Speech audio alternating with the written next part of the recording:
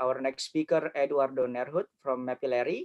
So, Edoardo, are you ready? Ready to go. Thanks, Harry. Okay. The stage is yours, please. While they're bringing up the slides, thanks everyone for joining, whether you're joining this live version or the recorded version. A pleasure to be here, and thank you to the HOT team as well for putting on a very complex logistical operation across multiple time zones. I'm really glad it could happen nonetheless, even though we weren't able to meet up in person like last year. Today, we'll be talking about an homage to the projects of MAP 2020. So MAP 2020 is a project I'm going to give a bit more context on in a little bit of time that we have done with the Humanitarian OpenStreetMap team and various organizations around the world and individuals. So next slide, thanks. I'm going to talk about what Mapillary is for those that aren't so familiar. As I mentioned, I'll give some context on MAP 2020. I really want to spend most of the time on the projects that participated and collected so much fantastic map data, a bit about what we learned from MAP 2020 this year, and then finish off if we have time with some useful resources and questions and how to get in touch with us. Next slide, thanks. So if you think about Mapillary, I hope that you go away with at least these 3 points in mind. The first is that Mapillary is a collaborative platform for street level images. And this is a really important part about what we do, because it really means that anyone can contribute to Mapillary, whether you're an individual who's retired and is interested in mapping cycling infrastructure, or you're working in Sierra Leone mapping utility poles for power infrastructure grids, or you're in Nepal and you're trying to map the roads there and you're capturing imagery. Everyone is welcome to upload to Mapillary. Next slide, thanks. And this has worked really well. We have 1.37 billion images on the platform, thanks to you, and in all kinds of places around the world. So you can see here that this model works in much the same way that OpenStreetMap has been so successful, because we've seen so many different types of people contributing. Next slide, thanks. The second point to consider is that Mapillary is a snapshot of the world at a given point in time. Next slide, thanks. And this GIF really imitates it or illustrates it well, I should say, in that you can see here in Ottawa, the same road at 2 different points in time. The first one, there's not much cycle protection. They've got the cycle lane, but they don't actually have any barriers. And unfortunately, a cyclist was injured along here. So Bike Ottawa, the organization, is capturing imagery along this route. They mapped it in OpenStreetMap and they lobbied the government to do something about it. And having map data, having imagery makes it a lot easier to demonstrate to the government what needs to be done. And you can see the consequences here. Next slide, thanks. And the third point is that Mapillary is powered by computer vision. So if you contribute images, every image you upload is processed, and we identify faces and license plates so that we can blur them out, or we don't identify them, but we blur them out for privacy reasons. And if you go to the next slide, I will show you some of the other stuff that takes place behind the scenes. So you can see these are all the result of images uploaded. We process them to create a 3D reconstruction. And then we identify features like trash cans and crosswalks and bicycle parking, things that you'd want to map. And by having your images uploaded to Mapillary and this 3D reconstruction taking place and our computer vision models and algorithms processing on each image, you can actually get a lot of map data quite efficiently that you can then pull into tools like QGIS, or now through ID Editor, you can actually work with this data directly and you can toggle the map feature layer. Next slide, thanks. So this is just an example. I won't spend too much time on this, but you can play around with object detections on Mapillary and map features. And we have some help pages as well that walk through this in more detail. Next slide, thanks. So before I get into MAP 2020, I just want to note that Chris Beto is on the chat. So if you have questions, he's going to be answering them live. He's also from Mapillary in the Facebook team, so he's going to be there to answer any questions live, and then we can also take them at the end. So Map 2020, we've worked with humanitarian OpenStreetMap team since the early days of Mapillary. We've worked in the humanitarian space, but one thing we often found is we didn't have a great understanding of how Mapillary or street level imagery is specifically useful for humanitarian mapping purposes. And that's what we set out to achieve with this. Next slide, thanks. So we started Map 2020 last year, and it was a great success. And the underlying concept was to have an initiative where we utilize street level imagery in some humanitarian scenarios, but rather than us saying how it should be used, we rely on the local knowledge of people who understand their area better than anyone else. And we focus on low to middle income countries because that's where we can have the greatest impact. And it was a great success. We saw Henry on the left here from Kampala, Uganda, and Alex from Kiev in Ukraine. They both coincidentally had projects on waste reduction and identifying sites where there was illegal dumping of waste in their respective cities. So that was a great success. We learned about how street level imagery can be applied to this entirely new use case that we hadn't even thought of. And then they added the details of these dumping grounds to OpenStreetMap to try and reduce the amount of waste in their city.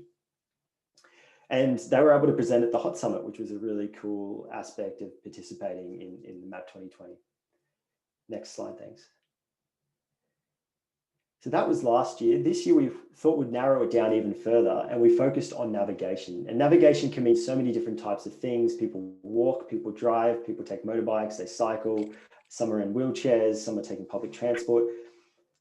All of this relies on, to some degree, slightly different data, sometimes very different data from one another. And so part of this Map 2020 this year was trying to get this data and doing so in a way that's focusing on density. So rather than having a big area and mapping 5% of it, we encouraged our projects to map as much of that area as possible. And so you can think of an example like a wheelchair user who's opening up an app and is trying to see which cafes are wheelchair accessible. It's not very helpful to them if only 1 in 100 cafes has this information. So we're encouraging the projects participating to add as many of those cafes as possible, just taking that example, so that a wheelchair user looking at that data has a lot of information available to them. And street level imagery helps with that process. Next slide, thanks. So to give some specific examples quickly, wheelchair equals yes is a common tag applied here. So let's say you're adding a building node, you can click on that node, or you can click on the area if the building has an area, and you can put wheelchair equals yes, or wheelchair equals limited, or no. And that gives wheelchair users a great idea of how friendly that building is to them. And street level imagery can be used, as you see here in the bottom left, to get a sense of the accessibility. And same applies for bicycles who, people who might be riding to work and want to know what the status is at various places of cycle accessibility. Next slide, thanks. And the last example I'll show quickly here is just another cycling related example. So you'd want to know, is there a cycleway on that road? Is there a dedicated cycleway, which is probably even better? Does it have separation? What's the surface type like? What's the smoothest type like? All of this affects how someone would navigate through their city. And so we're encouraging people to think about these examples with Map 2020. Next slide, thanks.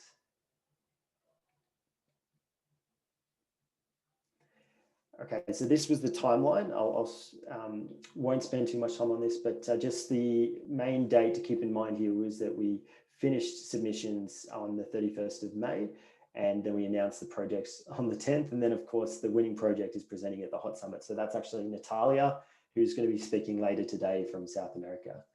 Next slide, thanks. And we had a criteria to assess all the participating projects, and Saeed from Mapillary and myself, as well as Sophie and Jeffrey from the Hot team, we were all assessing the projects that were submitted. And some of the criteria had, so we had street level imagery as one of the criteria. A lot of people couldn't capture because of COVID. So instead we said, use existing imagery in your country if possible. We looked at their map edits to make sure that they were accurate and extensive. Did they work with organizations and governments? That's under the stakeholder engagement category. how clear was the report, the final report that they submitted, and what was the outcome? Like, did all this matter? What was the impact that it actually had on the citizens that they were trying to assist? Next slide, thanks. So now the projects of MAP 2020. Next slide, thanks. 28 locations submitted to participate, and this was back, I guess, probably in March. I forget the timeline already, but they said they were going to participate, and we had many start out capturing images and starting to map. Obviously, COVID changed a lot of the reality of that, but if you go to the next slide, you'll see that there were 8 projects that submitted the final reports. Sorry, previous slide. Yeah, there are 8 projects that submitted final reports across Africa, Ukraine again, and then a couple in South America. Next slide, thanks. So I'm going to try to get through them quickly in the 8 minutes that I have left. So there's Medellin in Colombia. This is the project that's going to be speaking later today. The emojis aren't working here, but imagine those are emojis. And Natalia led this one. And we chose this one to present at the Hot Summit because it really embodied the #1 thing that we're going for this year. And that was collaboration, not just working independently on a map, but actually thinking about who utilizes this map data. And Natalia and her team, they actually worked with the University of Antioquia. They worked with Youth Mappers chapters, Cyclists, which is a group of cyclists, and really showed that all these organizations can work together to actually make, the infrastructure in Medellin, Colombia, work better for cyclists. And so they did that by creating 190 change sets in Medellin, which did things like whether there's a cycleway, whether there's bicycle parking, the surface type, all information useful for cyclists so they can show government where infrastructure is lacking. And they also used existing imagery because they were unable to capture new imagery with COVID restrictions. Next slide, thanks. The next project is Winneba, Ghana, and this was led by Sander Mohammed. This was a really cool project because it actually contributed imagery in Winneba where there wasn't really any before. So we saw a huge amount of imagery, 25,000 images uploaded by the team. Many of the team actually had to go home because the university was cancelled halfway through the project, but they still managed to collect a lot of imagery and then start editing the map remotely. And the other things that we liked about it was, one, they were really focused on a specific purpose, and that was street lighting, which is another aspect you might not think about when you're thinking about navigation and urban mobility. But in order to have a safe city, street lighting can play a big role in reducing crime and making people feel safer. And so they had more map edits than any other projects we talk about today. And they actually went back at night to some of these streets and tried to see if there were street lights, if the street lights that they mapped were actually working at night, which is of course another thing that you need to check. So great project in Winneba, Ghana. Next slide, thanks.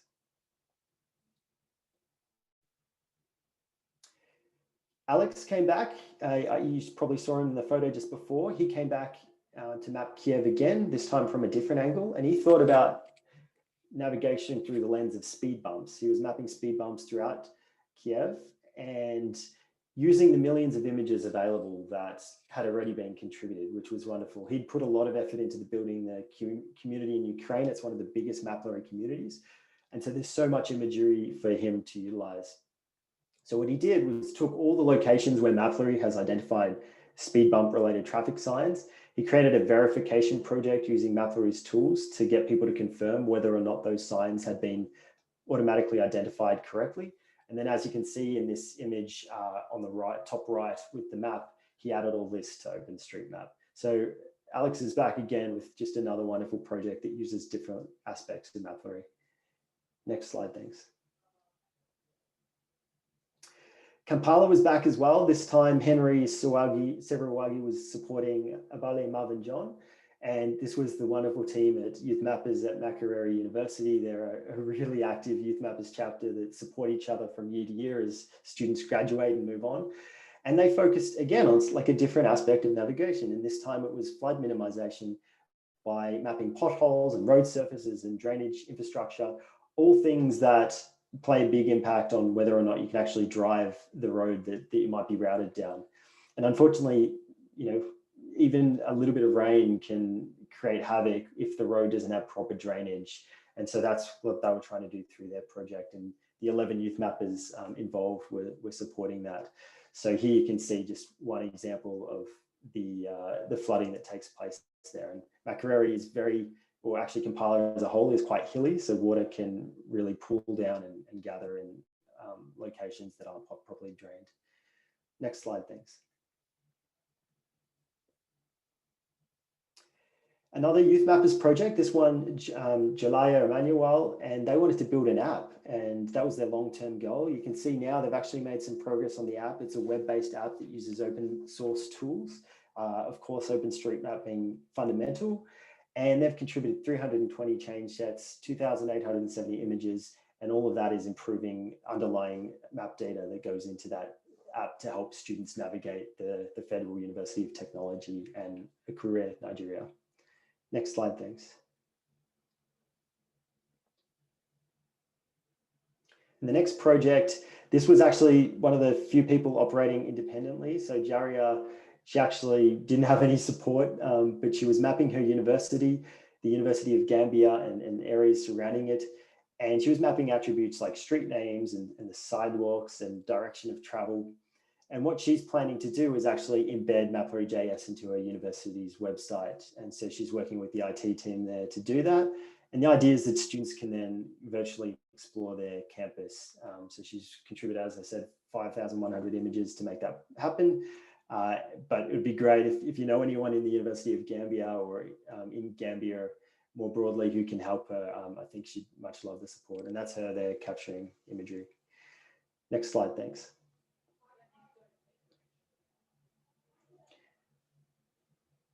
Now we go to Brazil in South America again. Marcelo, he is a passionate advocate for accessibility. He focused on the wheelchair component of this, and he, in particular around one metro station that he frequents. And this was really an example of choosing a focused area. Like you don't need to choose your whole city, just choose a particular area that you know a lot about, go there, capture imagery, and then get that data into OpenStreetMap. And so he used 12 change sets to contribute this data, working out things like whether the curbs are friendly to wheelchairs, whether there's wheelchair parking, things like that. Next slide, thanks. Now we go to Natalie she's in Mali, and she's a very familiar face in the OpenStreetMap world. And once again, another example of navigability. She looked at bus routes and actually rode the buses along with her team. And they mapped Mali using 4,500 images, or Bamako, I should say, and edited in JOSM to start mapping some of these bus routes, which of course means putting in relations and bus stops and all that kind of stuff that eventually will hopefully build out the bus network in Bamako as far as it's concerned in OpenStreetMap. Next slide, thanks. So what did we learn from all this? Just as I wrap up, if you go to the next slide. One is that navigation has many aspects. So I said that throughout. There were all kinds of different types of mapping, which was wonderful. I think I'm getting a ping. Yeah, I've got 1 minute left, so I'll wrap up quickly. So let's just go through the lessons. So one, many aspects to navigation. Next slide.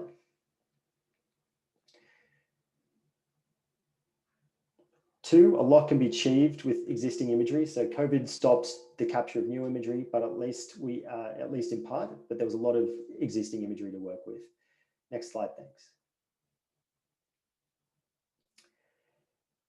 Quality control was needed. So we had a lot of great contributions. We reviewed them in OSM chart, and always it's great to have people reviewing your edits just to make sure that you're not making the map worse, you're actually making it better. Next slide, thanks. And the last point here is that collaboration wins. Next slide, thanks. The projects that did the best were often those that worked together, and Youth Mappers is a prime example of that. You see them come up again and again, and Youth Mappers is just an amazing organization, amazing group of chapters around the world, and really wonderful to see students just making such a huge contribution to OpenStreetMap. So I think I'm going to wrap it up there. If you go to the last slide, or the second last slide of the presentation, I think we can leave it there. And then we'll share these slides afterwards so you can access some helpful resources. But if you skip past this one, there's a contact us page with a bit more information. So thank you so much for joining us today. We will continue the discussion on email probably, and Twitter, and support channels. But yeah, real pleasure. Thanks for participating in MAP 2020. And we look forward to continuing a lot of these projects around the world. Thank you, Edoardo, and thank you for the Mapillary team for the wonderful project and activities around the globe. And everyone, I just want to remind you that you can also reach out them by email at osm@mapillary.com. And now we are